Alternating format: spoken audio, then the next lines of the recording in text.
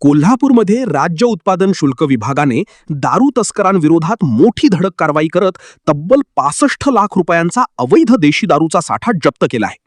औषधांच्या नावाखाली सुरू असलेली ही दारू तस्करी उघडकीस आली असून राजस्थानमधील एका तस्कराला अटक करण्यात आली आहे. पाहूया याबाबतचा सविस्तर रिपोर्ट. कोल्हापूर सांगली मार्गावर राज्य उत्पादन शुल्क विभागाच्या भरारी पथकाने मोठा सापळा रचत 10 चाकी कंटेनरमधून अवैध देशी दारूचा साठा जप्त केला.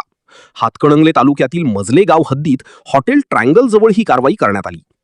मिळालेल्या खात्रीशीर माहितीनुसार राजस्थान क्रमांकाच्या संशयित कंटेनरवर पथकाने नजर ठेवली होती. सकाळी 11च्या सुमारास कंटेनर घटनास्थळी पोहोचताच अधिकाऱ्यांनी वाहन थांबवून तपासणी सुरू केली. चालकाने सुरुवातीला वाहनात औषधांचा माल असल्याची बनावट कागदपत्रे दाखवत अधिकाऱ्यांची दिशाभूल करण्याचा प्रयत्न केला. मात्र अधिकाऱ्यांनी कंटेनर उघडताच धक्कादायक प्रकार समोर आला. कंटेनरमध्ये रॉकेट संत्रा आणि टँगो पंच या देशी दारूच्या तब्बल 1000 बॉक्समध्ये 1 लाख सीलबंद बाटल्या आढळून आल्या. जप्त करण्यात आलेल्या मद्याची किंमत तब्बल 40 लाख रुपये असून कंटेनर, वाहन आणि मोबाईलसह एकूण मुद्देमालाची किंमत 65,10,000 रुपये इतकी असल्याची माहिती अधिकाऱ्यांनी दिली. या प्रकरणी राजस्थानमधील भलाराम नरपतराम बिश्नोई या 27 वर्षीय आरोपीला अटक करण्यात आली असून महाराष्ट्र दारूबंदी कायद्यान्वये गुन्हा दाखल करण्यात आला आहे.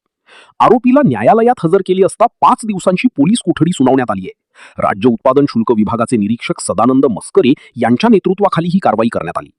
औषधांच्या आडून सुरू असलेली दारू तस्करी उघडकीस आणत उत्पादन शुल्क विभागाने मोठा डाव उधळून लावलाय. या कारवाईमुळे जिल्ह्यातील दारू तस्करांचे धाबे दणाणले आहेत. भूमी न्यूज प्रतिनिधी मुरलीधर कांबळेसह रफिक मुल्ला, कोल्हापूर.